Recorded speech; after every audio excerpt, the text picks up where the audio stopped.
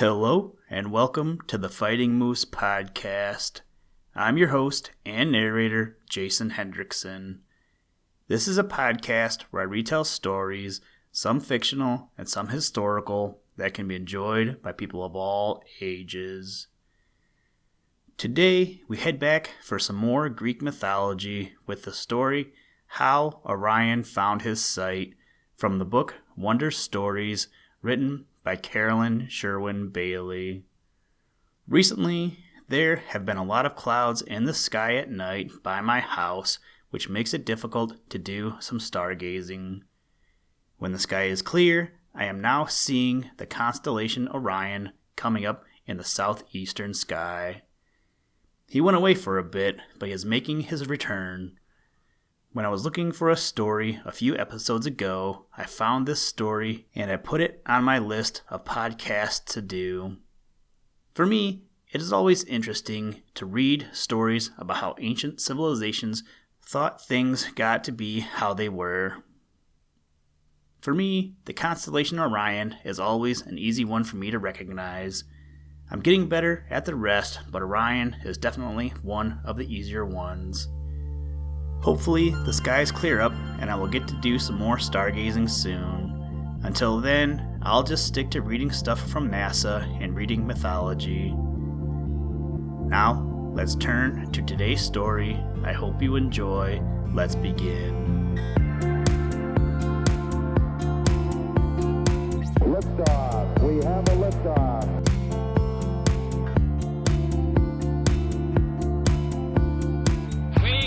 To go to the moon in this decade and do the other things, not because they are easy, but because they are hard.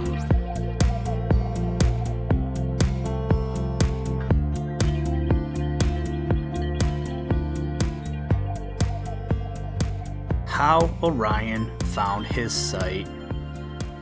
Neptune, the burly old god of the sea, had a son named Orion, who was almost as fond of the woods as he was of the ocean. From the time when Orion was old enough to catch a seahorse and ride on its back to shore, he was gone from his home in the depths of the sea for days at a time. When Neptune blew his conch shell to call the runaway home, Orion would return regretfully with the tales of the bear he had seen in the forest or the comb of wild honey he had found in an old oak tree. Neptune wanted Orion to be happy, so he bestowed upon him, at last, the power of wading as far and in as deep water as he liked.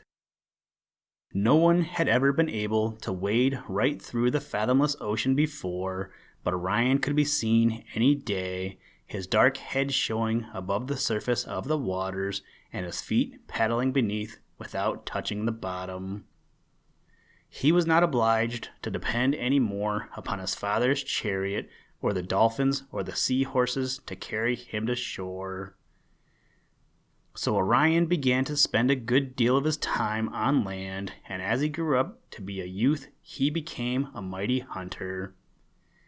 His arrows seemed to have been charmed by Diana, so swift and sure they were, and every day Orion bagged great spoils of game and deer. He was making his way through the forest one day with a mighty bear that he had just slain over his shoulder when he came suddenly upon a clearing, and in its midst there stood a fair white castle, its towers reaching above the pine trees toward the sky.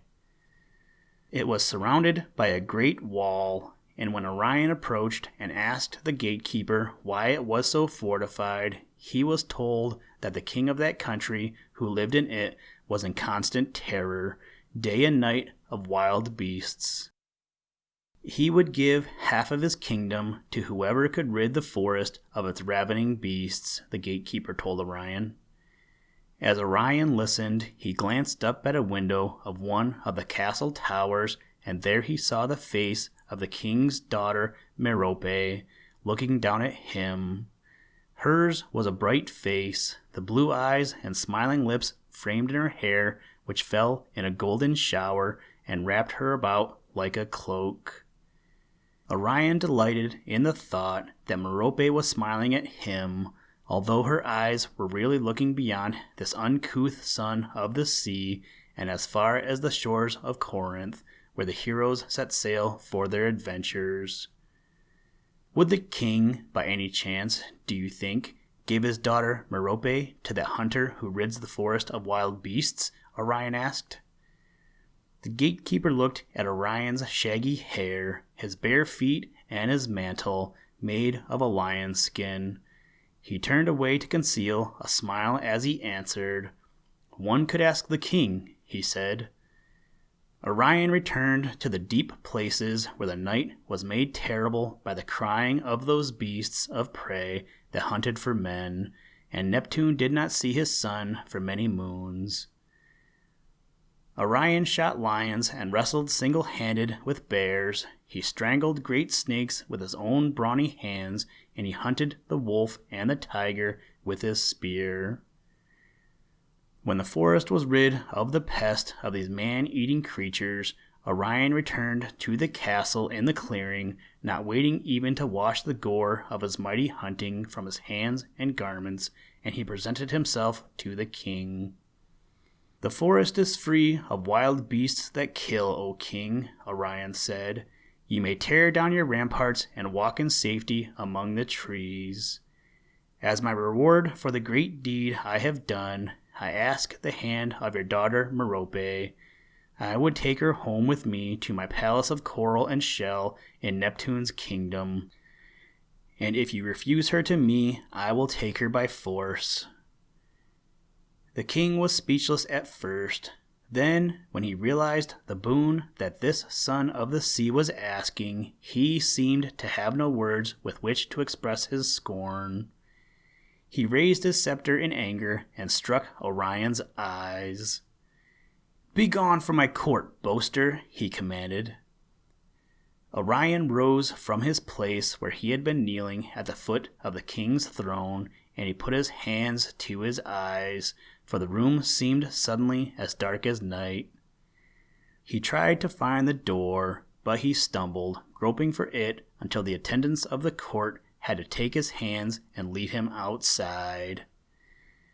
They mocked at him as they pushed him through the palace gate and watched this mighty hunter, who had the strength of the sea in his limbs, stagger down the road like a blind beggar. Orion was now sightless.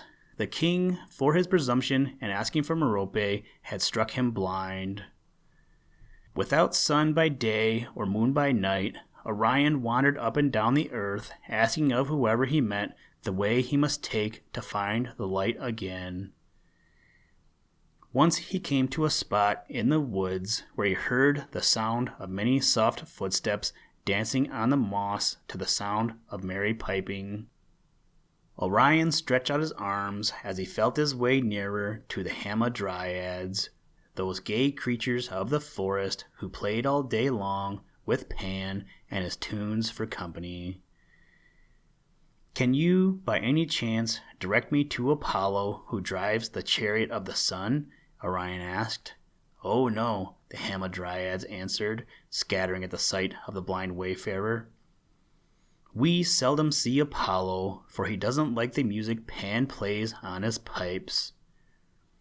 So Orion stumbled on, and he heard in the course of his wanderings the clash and din of battle as two armies met in mortal combat on the edge of a city. War chariots crashed by him, and he heard the din of shield striking shield and the groans of those heroes who fell, wounded to death. These fighters must know the way to take to the light, Orion thought, and, sheltering himself from the combat beside a column that still stood, he cried out to one of the warriors, "Have you seen Apollo driving the chariot of the sun past this way lately?" "No," the man replied. "Apollo avoids the battlefield. We cannot direct you to the god of light." So Orion wandered on in his darkness until he came at last to the island of Lemnos, and as he stumbled along a rocky road, the sharp ringing of hammers beating on metal came to his ears. There must be a smithy close by, Orion thought, a place as black and ugly as the world my blindness makes for me. I have heard tales of the Cyclops with one eye apiece, who spend all their lives under the mountains shaping thunderbolts at their forges. Their master is the ill-shaped Vulcan, the despised of the gods. There is little use in my following the sound of a hammer. But against his will, Orion kept on. There was a call in the ringing of the hammer that drew him on faster than the merry making of Pan had, or the sound of battle. Before long, the heat of the forge fire touching his face told Orion that he had reached the doorway of Vulcan's smithy at the foot of the mountain, and he asked again, "Can you tell me the way to Apollo, who drives the chariot of the sun?" How surprised he was to hear Vulcan reply, "Apollo is here. We are sending some foragings of gold to his palace, and he will take you with him to the sun, blind Orion." That was a thrilling ride for Orion, away from the darkness he had walked in so long on the earth, and up along the road of stars that led to the sun. Apollo drove the chariot himself, and when they came to the stately gold columns that guarded the entrance to his palace, he told Orion to look straight at the blazing light of the sun. As he looked, Orion's blindness passed. He opened his eyes and could see again. The myths say that Orion never left the sky after that. The gods changed him into a giant with a wide hunting belt, a sword, a lion's skin mantle, and a club made all of stars. And they even brought Sirius, his faithful hunting dog, to follow his master forever through the heavens. Listen, Tranquility Base here. The Eagle has landed. That's one small step for man, one giant leap for mankind.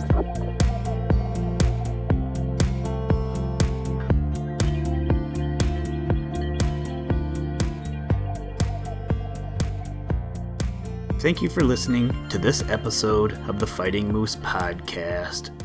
Please join us next time as we read another exciting story.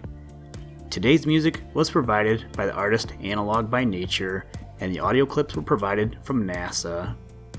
For more information to download and or listen to audio or materials from all our recordings, or to contact us, please visit www.thefightingmoose.com, or you can follow the links in the show notes.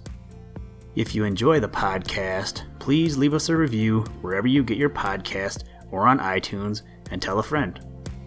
Thank you for your patronage, and as always, try and do a random act of kindness every day. Mission complete, Houston. After serving the world for over 30 years, the space shuttle turned its place in history, and it's come to a final stop.